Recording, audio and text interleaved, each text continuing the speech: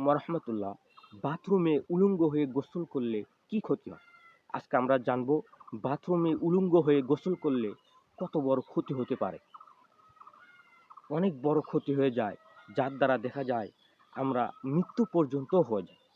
একটা সাহাবীর ঘটনা এসেছে, একজন সাহাবী একটা মরুভূমিতে প্রকৃতির ডাকে সাড়া দিয়ে পেশাব পায়খানা করছিলেন। তো সেখানে একটা ভয়ঙ্কর জিন এসে তাকে মেরে ফেলে দেয়। তারা বলে যে সে উলঙ্গ অবস্থায় ছিল, এই জন্য তাকে মারা হয়েছে। কিন্তু বাথরুমে উলঙ্গ হয়ে গোসল করলে এমন কি হয়? এই বিষয়ে হাদিস শরীফে এসেছে।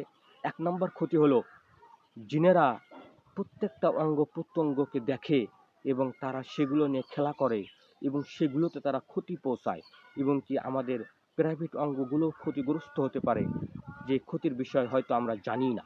আর দ্বিতীয়তম বিষয় হলো, বাথরুমে উলঙ্গ হয়ে গোসল করলে আল্লাহ তাআলা দেখেন, সে অবস্থায় বান্দার উপর লানত হতে পারে। এই জন্য আমরা এগুলোকে পরিহার করব, বিনা প্রয়োজনে উলঙ্গ না হয়ে কাপড় পরে গোসল করব। সুতরাং এইভাবে গোসল করলে আমাদের ভালো হবে।